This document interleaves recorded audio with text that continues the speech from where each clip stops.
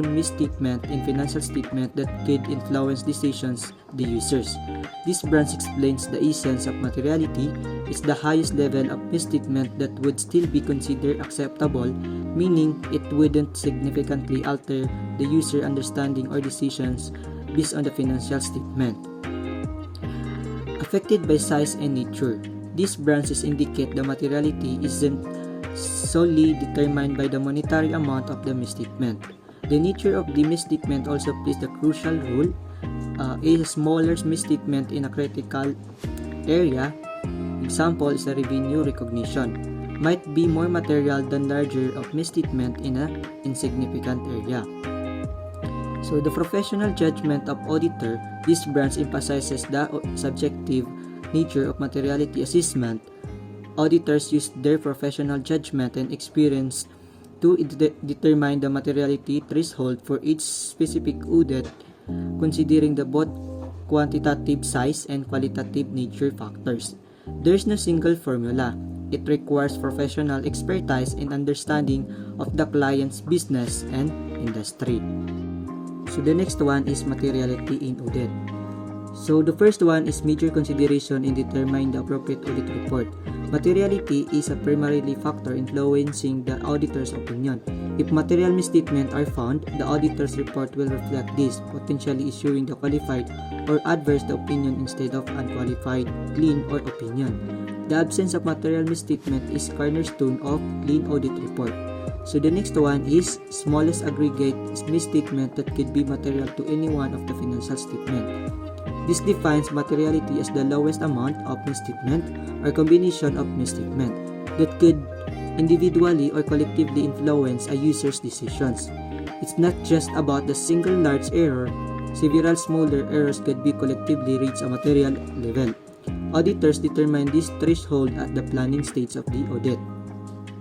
The third one is reference in auditor's responsibility section of the audit report.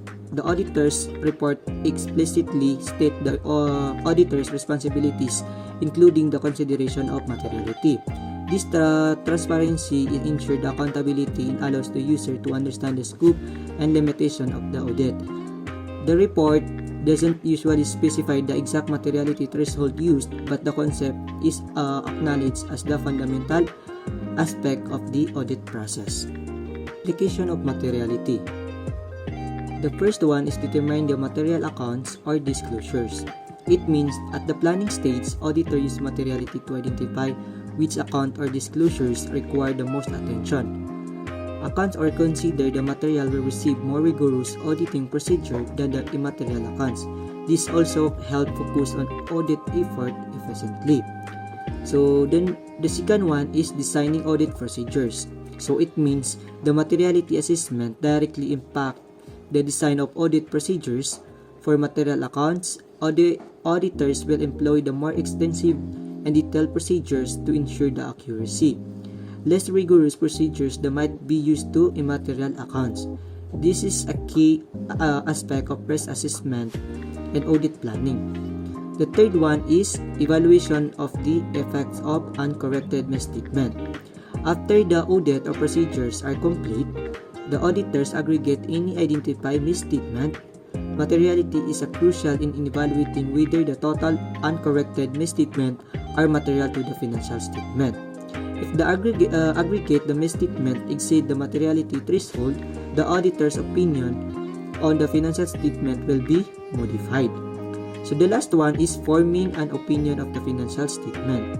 It means it is ultimately the auditor's opinion, whether unqualified or qualified, adverse or disclaimer, is significantly influenced by the materiality of any misstatement found.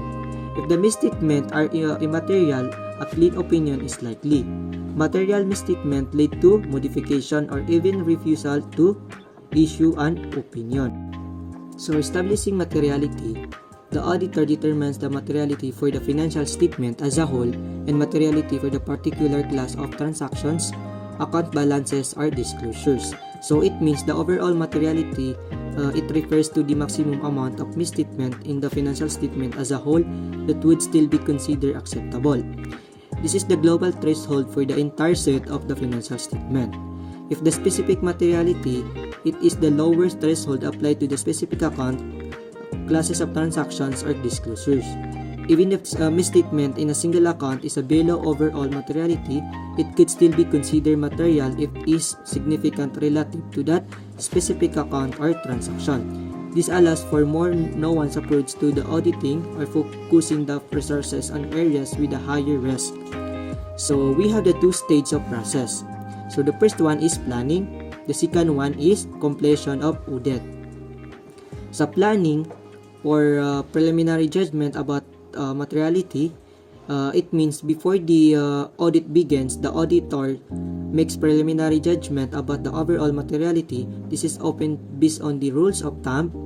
Example is percentage of the revenue or the net income, but also takes into the account qualitative factors. So the second one of the planning is determine the tolerable misstatement. The auditor then determines the tolerable misstatement. This is the amount of misstatement that auditor is willing to accept in a specific account or class of the transactions before concluding that the overall financial statement are materially misstated. It is also usually a lower than overall materiality to provide a margin of safety. So second one is a completion of audit. So estimate likely misstatement and compare with the preliminary judgment. So it means after the audit procedures are complete, the auditor also estimate the likely misstatement that compares them to preliminary judgment of the materiality and tolerable misstatement. This comparison helps to determine whether the identified misstatement are material and whether the further investigation or adjustment are needed. So here's the steps in applying materiality. So the first step is set materiality for the financial statement as a whole. So it means the process of begins by establishing the overall materiality level for the entire set of financial statement. This is also a crucial initial step that sets the benchmark for the entire audit. This is often determined using a percentage of the relevant financial metric, example the revenue, net income, or total assets. So the second step is determine the performance materiality. So it means this is the step to involve setting a lower materiality threshold, often called performance or materiality or tolerable misstatement. So this is the maximum amount of misstatement that the auditor is willing to accept in the financial statement before concluding that financial statement are materially misstated. It is lower than the overall materiality to provide a margin safety if the aggregate misstatement identified during the audit exceed performance materiality. Further an investigation is required. So the third step is estimate the misstatement in a particular class of transaction, account balance, or disclosures. So it means the auditor then estimate the misstatement in a specific accounts, transactions, or disclosures. This is also done by the performing audit procedures on individual items. So the fourth one step is estimate the combined misstatements. So it means all the misstatements identified in a step 3 are aggregated to determine the total misstatement. So the last step is compare combined estimate with the preliminary judgment about the materiality. So it means finally the total estimated misstatement from step 4 is compared to the overall materiality level from step 1. If the total misstatement is less than the overall materiality, the auditor can be conclude the financial statement are not materially misstated. If the exceed overall materiality, the auditor must be considered the implications for their audit opinion. So the next one is materiality for the financial statement as a whole. So the first one is also known as the planning materiality or overall materiality.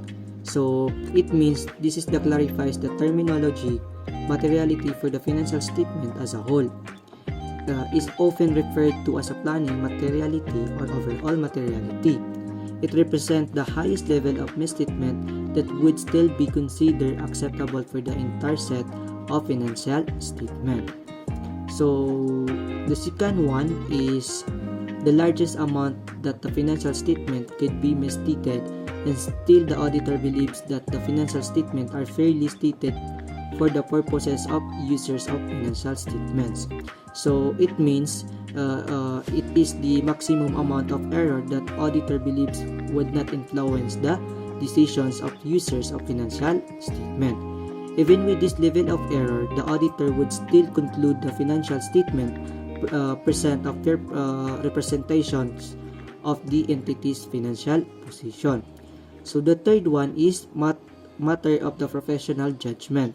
So it means it is to determining overall materiality is subjective and relies heavily on the auditor's professional judgment. It is also there is no single formula or fixed percentage. The auditor considers the various quantitative and qualitative factors relevant to the specific entity, and it is a circumstances. So the fourth one is no straight and fast rule provided in the standards.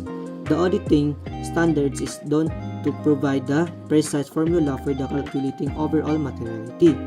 So this is because the appropriate level depends on the specific context of each audit.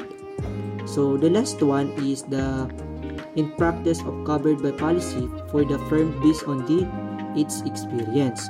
So it means the auditing firms is typically have internal policies and guidelines, and based on their experiences to help the guide to auditors in determining overall materiality. These policies is provide a framework but still allow for the professional judgment within the defined range. So next one is materiality for the financial statement as a whole. Benchmark times percentage is equal to the starting point. In a selecting benchmark, this is the starting point for the calculating materiality. The benchmark is a relevant financial figure from the company's financial statement. Common benchmark include the elements of financial statement, focus of users, nature of entity, ownership of structure, volatility, adjusted for unusual items, annualize the interim amount. So, elements of financial statement, it means the net income before tax, revenue, total assets, or equity are frequently used. The choice depends on the nature, the business, and what best reflect its financial performance and position. Focus of users, it means the benchmark should be aligned with the information most relevant to the primarily users of the financial statement, examples, the investors and creditors. Natures of the entity. So it means the type of business, example, the manufacturing, service, and retail, it is influence the most appropriate benchmark. So ownership structures, it means the publicly traded companies might use the different benchmark than privately held companies. So volatility is a companies with a volatile earnings may require a more conservative approach to materiality. So adjusted for unusual items, it means the unusual or non-recurring items should be excluded and adjusted to provide a more accurate benchmark. So annualized interim amount, it is also using the interim financial data. The amount should be annualized to reflect the full years of figures.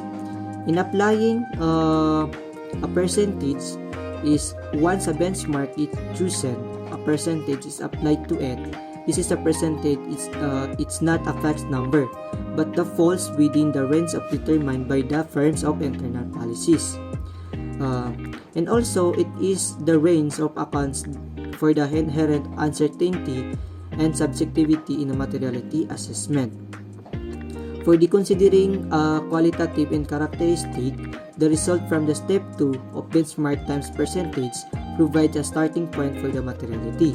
However, this quantitative figure must be adjusted based on the qualitative factors.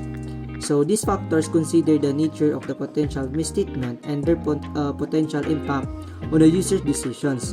In the qualitative factors might lead to a lower materiality threshold than the initial quantitative calculations.